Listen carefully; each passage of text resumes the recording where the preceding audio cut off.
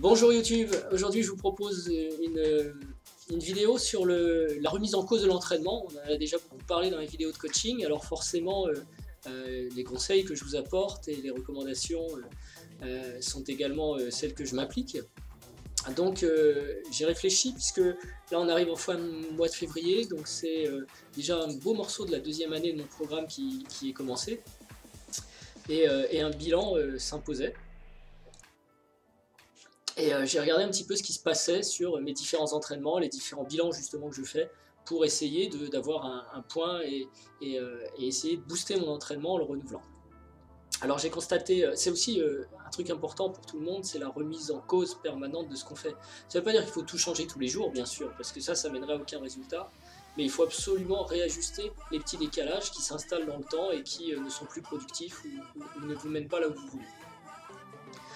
Donc le constat que j'ai fait, notamment avec l'outil que vous connaissez, l'erreur radar, voilà, un exemple d'erreur radar, c'est celui qui est en cours en ce moment, si vous suivez les vidéos sur mon entraînement. Donc ce que j'ai pu remarquer avec l'erreur radar, c'est que par rapport aux gens de mon niveau, aujourd'hui, j'étais rarement sorti de l'ouverture. Je me fais sortir en ouverture plutôt par des joueurs beaucoup plus forts, mais par rapport à mon niveau, pas du tout.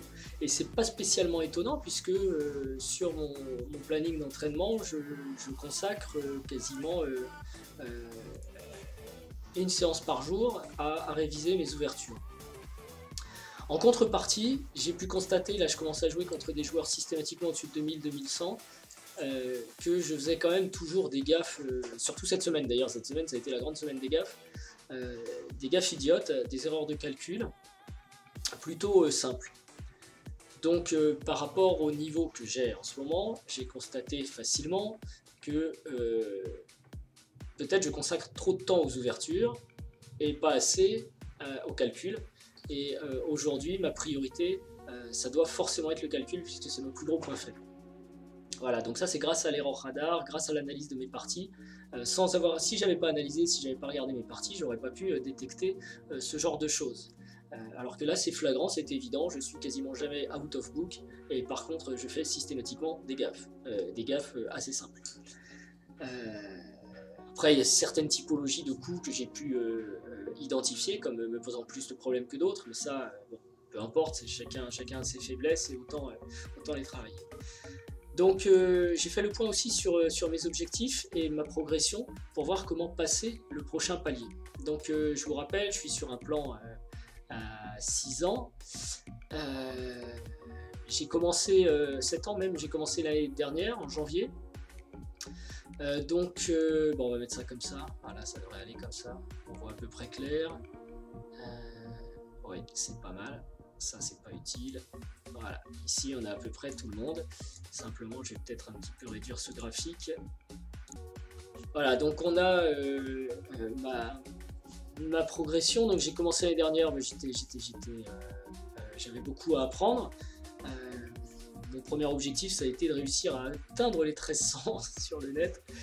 Ça a été épique. Je me suis dit, mais c'est impossible, tout le monde me battait. Tout le monde. De toute façon, je ne gagnais pas une partie. Et je ne savais plus grand chose des échecs. Donc j'ai commencé à me dire, bon, faut au moins que je sache comment commencer les débuts. Donc je connaissais aucune ouverture. Je me souvenais de noms anciens, mais je les connaissais plus du tout en termes de coups. Je ne savais pas ce qu'il fallait jouer. Donc je me suis construit un répertoire simple d'une profondeur de 5 coups. J'ai commencé à faire des petits exercices chess king de calcul. J'ai commencé aussi à répertorier du matériel à travailler, comme acheter des bons bouquins sur les finales. Bon, la stratégie, il fallait aussi que je me rafraîchisse un petit peu la mémoire. J'avais comme second objectif, enfin l'objectif intermédiaire, vous vous souvenez, hein, comment on découpe l'objectif, etc. Vous avez les vidéos de coaching là-dessus, d'atteindre les 1700 en juillet, donc 6 mois après. Cet objectif, je l'ai dépassé, notamment en approfondissant mon répertoire d'ouverture, en continuant à faire des exercices de calcul, en lisant l'excellent My System de Nimzowitsch, et en répertoriant donc jusqu'à l'époque 50 finales type que j'apprenais par cœur et que je répétais sans cesse. Hop là, on va faire ça. Voilà. Voilà, et donc bon, tout ça pour dire quoi? Ensuite, ah oui, voilà, je suis arrivé en début d'année, j'avais un répertoire à 20, même 25 coups dans certaines variantes. Euh, et donc je constate que finalement le travail que je consacre aux ouvertures est maintenant disproportionné par rapport à mon niveau, et que par contre mon calcul est bien insuffisant. Donc ici sur le graphique vous avez mon point de départ, en bleu c'est mon objectif, donc de progression à 7 ans, et en rouge c'est ce que j'ai réalisé jusqu'à présent. Donc je suis légèrement en avance sur mon objectif, mais c'est 3 fois rien, puisque je devais être à 2000 en début d'année, je suis à 2050. Néanmoins c'est plutôt sympa parce que j'aurais pu être aussi à 1700 ou à 1600, et donc j'aurais dû retravailler. Toutefois je sens là que je suis sur un palier, et justement on est en fin février, je me dis attention il y a urgence, parce que j'ai l'impression que je reste un petit peu à ces 2050. Donc il faut absolument que je change quelque chose pour être capable de... voilà, le prochain objectif annuel c'est 2100, l'intermédiaire j'aimerais avoir 2100, atteindre 2100, donc c'est peut-être que certains vont dire c'est 50 points Elo, tu consacres 20 heures par semaine aux échecs ou 30 heures par semaine aux échecs, 50 points Elo à ce niveau-là ça doit pouvoir s'acquérir, je le crois aussi, par contre pas en faisant n'importe quoi, et donc je me suis dit un peu moins d'ouverture, un peu plus de calcul. Donc ça c'est pour vous fixer le contexte, voilà comment on suit un petit peu ce qui se passe. Et d'ailleurs le calcul c'est évident puisque j'ai commencé là ce mois-ci à faire du tempo blitz, justement j'avais senti un peu l'urgence, et du chess tempo standard, donc des exercices, et en fait les classements que j'obtiens ne sont pas géniaux, en tout cas ils sont en dessous du niveau global. C'est vrai que si je fais des exercices de finale, alors là je ne l'ai pas encore fait, vous ne tenez pas compte de ces chiffres, mais le travail que j'ai accompli sur les finales aussi me permet normalement d'être un peu meilleur en finale que sur ces aspects-là. Donc la tactique, clairement, il faut que ça progresse. Et là, j'ai commencé à prendre des chiffres, j'ai des objectifs aussi du coup calés sur les exercices de tactique pour ramener un peu mon niveau de tactique à mon niveau global, essayer de combler cette lacune. Voilà. Donc, qu'est-ce que j'ai d'autre après à vous montrer? Je me suis défini justement ce qu'étaient les priorités. Oula, c'est le truc fait pas ce que je veux, voilà.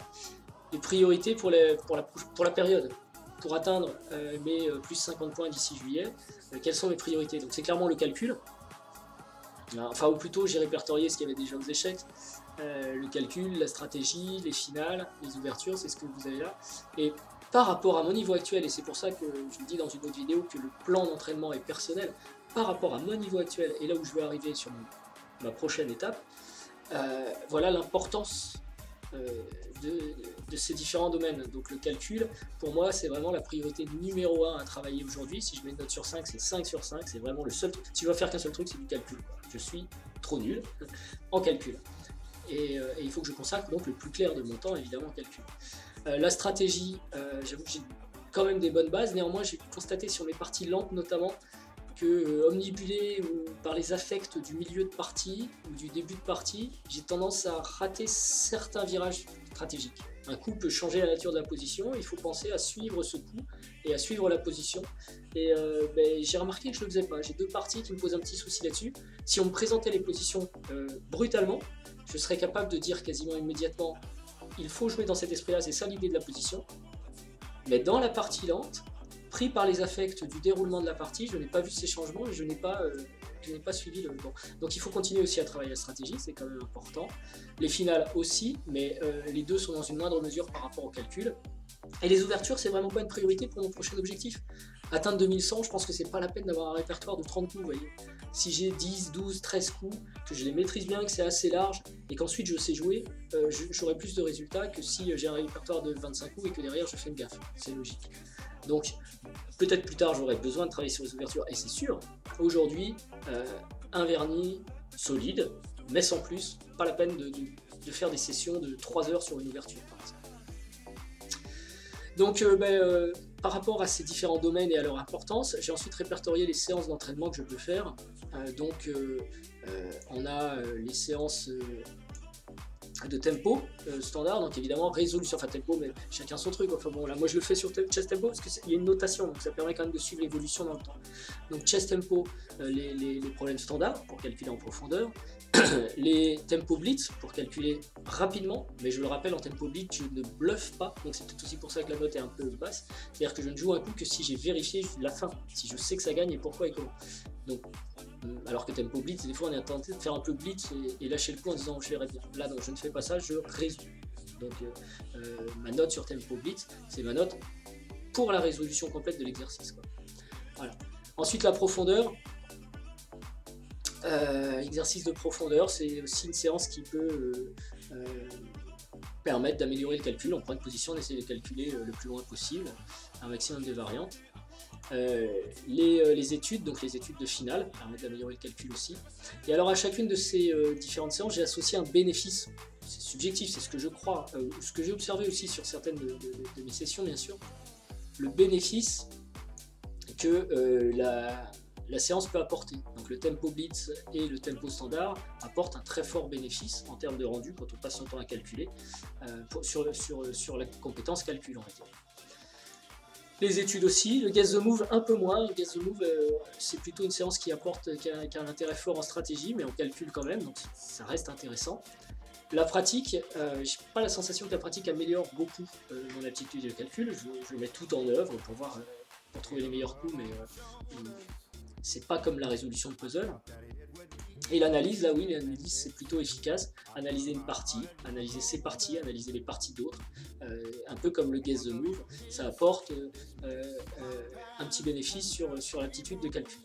Et ensuite j'ai appris ça pour l'ensemble des séances que j'aime pratiquer, par rapport à la stratégie. Le Guess the Move est plutôt intéressant stratégiquement parce qu'on voit comment les grands joueurs jouent les positions et vers quelle stratégie ils tendent dans chaque position. Les lectures, évidemment, ça, les bouquins type Nimzowitsch, si on a des lacunes, ça apporte un plus. L'analyse aussi, puisque ça permet de voir pourquoi on s'est trompé en stratégie ou ce qu'il aurait fallu faire. Alors ensuite, pour la partie finale, donc la répétition de positions type, ça c'est super important, je pense. En finale, si on est capable d'identifier les positions type, qu'on sait qu'elles gagnent ou qu'elles font nul, ensuite, quand on approche de cette finale, on va conduire la partie vers cette position. Et ça, donc plus on connaît de positions de finale, mieux c'est, je pense. Donc évidemment, pour avoir des positions, il faut lire, il faut se documenter, il faut apprendre aussi, et ensuite on peut les retenir. La résolution d'études fait progresser aussi en finale. Si vous faites 50 études de finale de fou, vous serez plus à l'aise dans les finales de fou, c'est un petit peu une évidence. Et pour les ouvertures, donc répéter des débuts, ça c'est très efficace pour connaître ses ouvertures. Mettre à jour son répertoire, c'est important, parce qu'il faut aussi voir ce qui se passe dans le monde, s'appuyer sur ses propres parties pour étoffer son répertoire, et donc mettre à jour son répertoire, c'est quelque chose d'important. Le Guess the Move apporte beaucoup sur la connaissance des ouvertures. Jouer 6 ou 7 parties en Guess the Move, c'est deviner le coup, Guess the Move, de champions sur son répertoire d'ouverture, ça permet de voir comment les champions développent l'ouverture en question. Et c'est très marquant en fait en Guess the Move d'avoir vu ce qui s'était passé. Asbilder joue telle chose et franchement il a eu une victoire très convaincante contre un tel, et je m'en souviens parce que je l'ai fait en Guess the Move. Forcément on est plus actif, on s'en souvient mieux. Et l'analyse aussi évidemment permet de s'améliorer sur les ouvertures, parce qu'on voit les lignes qu'on ne connaît pas, les choses, les idées, etc. Voilà. Donc après c'est très mathématique et assez simple, hein. Si vous avez un nombre de séances, les séances que vous aimez pratiquer, vous savez à peu près quels bénéfices vous en tirez sur vos compétences et l'importance qu'elles ont, je me suis permis de faire juste une multiplication pour voir finalement quelles étaient les séances les plus importantes.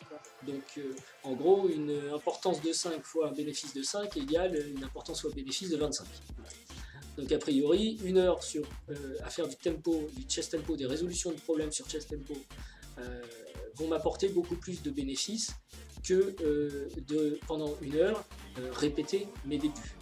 D'ailleurs au passage, quand je répète mes débuts, pendant 1 heure, je ne passe pas 1 heure sur un début. Donc s'il y en a beaucoup, au final, c'est vrai que même je vais passer 30 secondes par variante. Le bénéfice n'est pas énorme, ouais, je m'en souviendrai, ok, c'est de la révision, c'est à faire toutes les semaines, c'est obligatoire, mais tous les jours, 1 heure, peut-être pas, ouais. Alors que c'est ce que je fais aujourd'hui. Et quand je vois l'importance justement de cette séance, où je passe le plus de temps quasiment aujourd'hui, si je fais le bilan de la semaine, par rapport à celle-ci, plus sa copine, le blitz, je me dis, il vaut mieux que je fasse 2 heures tempo blitz, enfin de résolution de problèmes, plutôt que 2 heures de mise à jour de mon répertoire et peaufiner mon répertoire. Voilà. Donc ensuite, comme on a des séances comme le GTM par exemple, ou les études de finale qu'on trouve à plusieurs endroits, hein, elles peuvent être pratiques pour les finales ou le calcul, il faut quand même voir leur importance combinée. Voilà. Donc par exemple, le GTM qu'on trouve à plusieurs endroits, il avait un intérêt importance fois bénéfice de 10 sur le calcul, mais de 9 sur la stratégie, et de 5 sur les ouvertures, donc il a quand même une note globale de 24, c'est un exercice intéressant. Alors je vois déjà toutes les critiques arriver sur le site, et les critiques c'est bien, et effectivement les échecs ne se réduisent pas à ces chiffres. Il s'agit ici d'une méthode pour trouver comment employer son temps de la meilleure façon, et comment ne pas se disperser, en surveillant son entraînement et l'intérêt qu'on y porte. Par exemple, je reviens sur les ouvertures. Aujourd'hui, ça présente moins d'intérêt pour moi parce que j'ai constaté que par rapport aux gens de mon niveau, j'avais une connaissance correcte sur les ouvertures et que j'étais rarement out of book. Par contre, tout au début, quand j'ai commencé et que j'étais tout en bas de ma ligne de graphique, c'était très différent. À cette époque-là, j'ai été largué par tout le monde sur les ouvertures et il fallait, ma priorité, c'était bien de travailler les ouvertures. Sauf que depuis j'ai progressé, j'ai étoffé mon répertoire, j'ai travaillé plus en profondeur, et je me rends compte que par rapport aux adversaires que je rencontre aujourd'hui, ma faiblesse n'est plus du tout l'ouverture, mais le calcul. Et donc, c'est tout ce que disent ces chiffres ici. Ce n'est pas une recette miracle, bien sûr, c'est encore une fois très personnel, adapté à la situation et au temps, et demain ce sera autre chose, et ça n'est pas une vérité mathématique brute, c'est une tendance. Je me dis, aujourd'hui, si je veux atteindre mon prochain cap de juillet, eh bien j'ai tout intérêt à travailler plutôt des puzzles en temps limité, faire des exercices, on va faire du guess the move, beaucoup de guess the move aussi, et donc j'ai répertorié comme ça les exercices par priorité, ce que je dois réaliser en priorité par groupe de 4, donc les 4 premiers, vous voyez, c'est justement les puzzles en temps limité, les études de finale, donc des puzzles de finale en fait, et du guess the move. Donc là ça fait que des séances de calcul, dont certaines avec une tendance finale ou stratégique aussi, et ouverture stratégique. Voilà. Ensuite, en priorité 2, peut-être des exercices de profondeur, de l'analyse de mes parties et de parties de grand maître, ou d'actualité, des lectures stratégiques, ça reste important, et de la répétition de finale, parce qu'il faut toujours connaître ces schémas de position de finale. Et en troisième priorité, si on fait des répétitions de finale, il faut peut-être quand même tenir un répertoire des finales, donc il faut lire, et prendre des cours sur les finales en quelque sorte, faire des lectures sur les finales. Répéter ses débuts, ça reste quand même quelque chose à faire régulièrement, pour ne pas les oublier et pas jeter à la poubelle tout le travail qui a été fait sur les débuts. Et toujours mettre à jour le répertoire, parce que dans mes analyses, je verrai toujours des gaps qui me feront dire attention, je dois mettre à jour mon répertoire. Mais pour pas tout faire en même temps, ce que je fais, c'est que je tiens une to-do list, une liste des choses à faire. Et si dans une analyse, je vois que j'ai des lacunes sur tel et tel répertoire, je mets dans ma to-do list, revoir la partie machin avec les variantes indiquées pour mettre à jour mon répertoire. Et le jour où je fais la séance mise à jour de répertoire, qui dure qu'une demi-heure, je prends cette to-do list et je vais voir toutes les parties, toutes les variantes que j'avais notées dans mes analyses. Je les intègre au répertoire, j'enregistre, et à la prochaine session d'apprentissage d'ouverture, et bien mes nouvelles lignes figureront dans mon répertoire, et j'aurais pas passé beaucoup de temps à faire tout ça. J'aurais surtout passé du temps à analyser la partie, à trouver les bonnes variantes, etc. Et pas à répertorier, à classer, à revoir. Donc ça, optimise. Donc tout ça, ça m'a donné quoi? Ça m'a donné un nouveau programme, une mise à jour en quelque sorte de mon programme d'entraînement, que j'ai commencé cette semaine et qui, j'en suis assez impressionné, porte vraiment déjà des fruits. J'ai vu déjà sur les notes de puzzle une vraie progression en quelques jours, tout simplement parce qu'on s'habitue aussi à l'interface, parce qu'on y passe plus de temps, parce que ça devient plus automatique. Mais puisque l'objectif est à 7 ans, je vous rappelle, et là même c'est sur la fin d'année ou sur juillet, simplement dans 5 mois, si je fais ça pendant 5 mois, genre 3 heures par jour de puzzle, on peut imaginer qu'il y ait quand même un progrès. Voilà. Le tout c'est de réussir à pas s'endormir, parce que parfois quand on n'arrive pas à trouver un puzzle, on finit par piquer du nez. Alors, donc ce que je veux vous montrer maintenant, c'est ça. Le tableau qu'on a vu avant m'a permis donc d'identifier des séances prioritaires. C'était celle-ci. La réalisation de puzzle blitz, d'études et du guess the move. Ça c'était les groupes de priorité 1. Donc j'ai décidé que ces séances, il fallait que j'arrive à les faire 6 jours sur 7. Je me garde un jour de repos quand même. 6 jours sur 7. Donc d'ailleurs là on est en fin de semaine, vous voyez les yeux et tout, parce qu'il y a le travail, le sport et les échecs. Et en fait, je me couche à 3h du matin toute la semaine et quand arrive le week-end, j'ai vraiment envie de dormir. Voilà. Néanmoins, il faut travailler. Donc c'est pas en faisant 45 minutes par jour que je vais non plus pouvoir vraiment progresser à hauteur de nos objectifs. Donc il faut prendre des habitudes de travail. Donc 6 jours sur 7, on va voir jusqu'à juillet, mais je peux encore réajuster. Je vais déjà voir pendant un mois cette nouvelle tendance que ça apporte. Donc que de la résolution de puzzle. Alors une demi-heure de standard, une demi-heure de puzzle en temps limité, une demi-heure sur les études et du Guess the Move. Une séance d'à peu près 1 heure. Sur le Guess the Move d'ailleurs j'y reviendrai parce que je ferai peut-être une nouvelle vidéo dessus. Je fais du Guess the Move en temps limité, c'est assez ou en temps imposé. Bon, pour faire simple, je me cale selon l'envie, la complexité de la partie, entre 30 secondes et 1 minute de réflexion par coup uniquement. Et ma pendule bip, en fait je mets un incrément de 30 secondes et je tape dessus quand je joue. Donc elle me signale qu'au bout de 30 secondes ou 45 secondes, il faut que je joue mon coup. Donc c'est très stressant parce que c'est en temps limité. Ça permet aussi de ne pas faire 3 heures de Guess the Move, ce qui est intéressant. Et ça permet de calculer effectivement en temps limité. Et curieusement, quand on doit prendre une décision pragmatique, on arrête d'hésiter. Et c'est ce qu'il faut faire aussi dans les parties, quoi. Même sur une partie d'une heure KO, on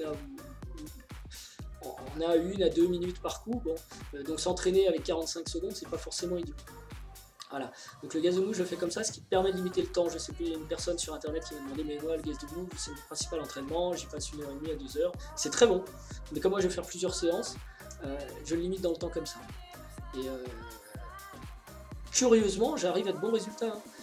Je joue pas en 10 secondes, je m'impose, j'attends que la pendule bip, donc même quand c'est un coup simple, reprendre la dame avec le pion, je vais calculer quand même cette position pendant les 30 ou 45 secondes imposées. Ce qui me permet de vraiment bien comprendre les choses finalement, et je suis bien prêt pour le coup suivant aussi, je vois pas de choses bizarres arriver, et ça m'oblige à dérouler mon nouveau processus mental que je veux acquérir pour réfléchir mieux, donc bien respecter toutes les étapes mentales, et pas les schémas qu'on applique en blitz bêtement sans réfléchir, qui sont nos schémas automatiques. Donc je m'impose un temps de réflexion assez court et challenging, mais bon, de toute façon je ferai une vidéo là-dessus, j'en parlerai à l'occasion. Donc une séance de Guess the Move, voilà. Donc j'ai en gros 6 jours sur 7, 2h30 imposées d'échecs, où je vais faire pendant ces 2h30, non pas du par cœur, non pas de la révision, non pas de machin, du calcul brut. Voilà. En espérant que ça apportera des fruits. Puisque c'est mon gros point faible aujourd'hui, c'est évident, le calcul. Bon, ça c'est les créneaux horaires auxquels je peux les faire. La deuxième priorité donc pour les jours, 3 jours par semaine où j'aurai un peu moins de fatigue, un peu plus de temps. Donc il y a les jours de week-end, il y a les jours, enfin moi c'est plutôt les soirs en semaine. Le week-end j'aime bien faire d'autres trucs. Donc travailler la profondeur, un exercice de profondeur, faire des analyses, analyser mes parties ou des analyses d'actualité. Lecture stratégique, pas très longtemps, oui, c'est une séance d'une demi-heure. Alors une demi-heure ça paraît court, mais j'avoue que moi une séance d'1 heure je la trouve moins productive qu'une demi-heure. Par ailleurs, quand je fais une séance d'une demi-heure, je déclenche aussi la pendule. Et si je vais aux toilettes, si je réponds au téléphone, si je me lève chercher un café, j'arrête la pendule. Ce qui fait que mes séances d'une demi-heure durent plutôt 50 minutes, vous voyez, parce qu'on a toujours des interruptions quand on travaille, on met la tête en l'air, ou on change la musique, ou on fait un truc. Et j'aime bien travailler à la pendule parce que je suis sûr que le travail effectif est bien celui qui est prévu, une demi-heure. Parce que si ma séance dure 45 minutes, ce qui est souvent le cas, si je n'avais pas posé de pendule, je me serais arrêté, et que j'avais prévu une demi-heure de travail, je me serais arrêté au bout d'une demi-heure. Sauf que le quart d'heure de rab où j'ai fait d'autres trucs, je l'aurais pas pris en compte. Et peut-être que j'aurais travaillé qu'un quart d'heure au lieu d'une demi-heure. Donc voilà, je cale comme ça le temps, et finalement une demi-heure de travail effectif, c'est assez long, mais c'est suffisamment court aussi pour pouvoir passer à autre chose de temps en temps. Et des répétitions de finale, donc là c'est bateau, on répète, une demi-heure c'est bien assez pour voir une vingtaine ou une trentaine de positions, et chaque jour on passe à d'autres positions, j'ai un pool de positions sur lequel je tourne, un peu comme pour les ouvertures. Donc là, on va dire, ce serait 2h30 de plus ces 3 jours-là. Et puis des séances un peu moins importantes, que je pourrais passer les autres jours de la semaine, pas ceux où j'ai fait les séances importantes, mais les autres, vous voyez, mardi, mercredi, vendredi, selon mon planning, et puis lundi, jeudi pour les autres.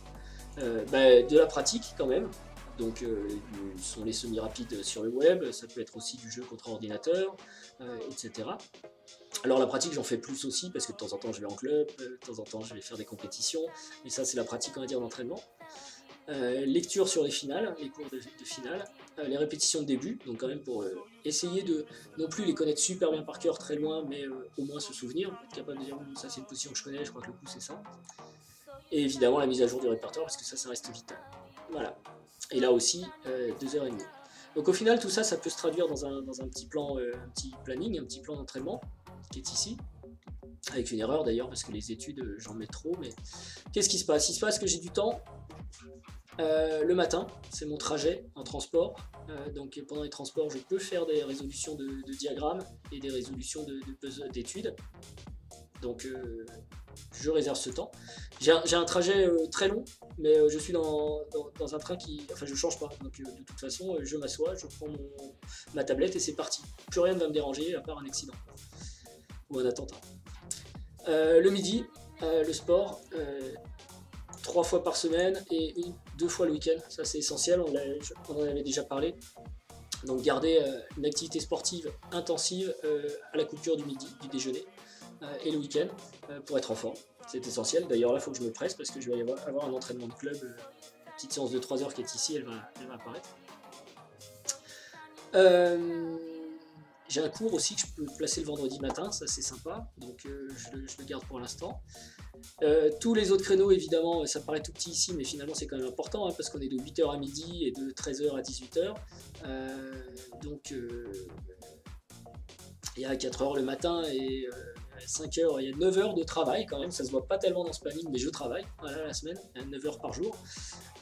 Et ensuite le soir, donc le trajet retour, je peux encore faire des études. Il y a une erreur dans mon planning, d'ailleurs j'ai mis trop d'études, il va y avoir qu'une demi-heure, donc je vais pouvoir caser un petit truc en plus ici et réorganiser, libérer un peu la soirée on va dire. Donc rebelote, trajet de retour avec la tablette, on analyse, en essayant juste de ne pas rater la station d'arrivée. Ensuite, à l'heure du dîner, tranquille, du Guess the Move. Bon alors en fait je vais manger, moi je mange en 10 minutes, hein, et donc Guess the Move derrière, tous les jours. On a vu, séance importante. Donc tous les jours à l'heure du déjeuner, du journal télévisé ou de je ne sais quoi, c'est du Guess the Move. Pendant 1 heure, samedi compris. Alors pour les heures, le samedi, non, c'est beaucoup plus libre. En semaine par contre, on est contraint par le travail justement, donc les heures sont quasiment imposées. Et après manger, donc jusqu'à 23h, je vais essayer de ne pas me coucher trop tard parce que c'est vrai que c'est infernal. Je dois enchaîner les séances. Donc semi-rapide, lecture, répertoire. Donc en fait, les mêmes séances de priorité 2, je sais pas si vous vous souvenez, donc tout ce qui était priorité importante, c'est tout ce que je passe sur les trajets, parce que ça, je vais le faire tous les jours systématiquement. Et après, là, par exemple, j'ai mis en gris tout ce qui est priorité 2, donc les choses que je vais faire 3 fois par semaine. Donc ça va être le soir, de 20h à 23h, donc timing important, attention. Bon, je verrai pas le film, hein, mais c'est pas très grave. Et 2 jours par semaine, et bien les priorités 3. Ce qui est sympa d'ailleurs parce que du coup je vais pouvoir répéter comme les débuts pour les blancs et pour les noirs 1 fois par semaine, donc j'aurai quand même, je couvrirai les 2 couleurs. Voilà, donc c'est comme ça qu'on réajuste un programme et qu'on suit aussi, hein, puisque je vous fais des vidéos de coaching sur il faut suivre l'entraînement, réajuster sans arrêt. Voilà un exemple de réajustement important. Qui tout simplement met en lumière le fait que, enfin ou du moins qui tire bénéfice du fait que je me rends compte aujourd'hui que je risque de stagner, qu'il y a des choses où je suis trop fort par rapport à mon niveau et d'autres beaucoup trop faibles. Donc je vais arrêter de travailler ce qui marchait bien et je vais travailler beaucoup, enfin je vais travailler beaucoup moins ce qui marchait bien, et je vais travailler très très fort ce qui marchait pas du tout.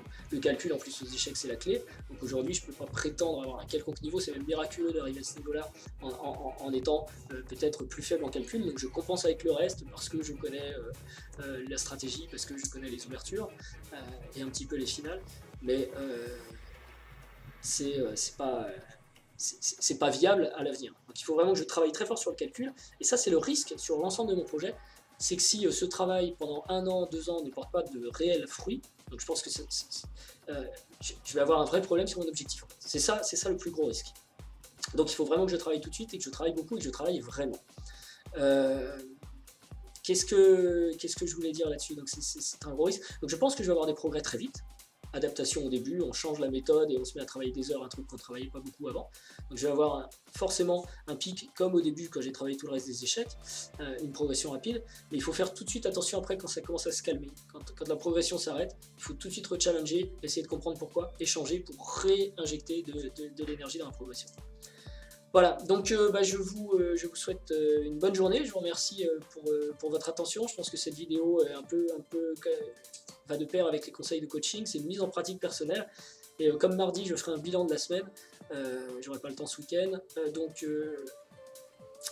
Évidemment, ce sera, ce sera ce nouveau plan que je présenterai avec les séances réalisées.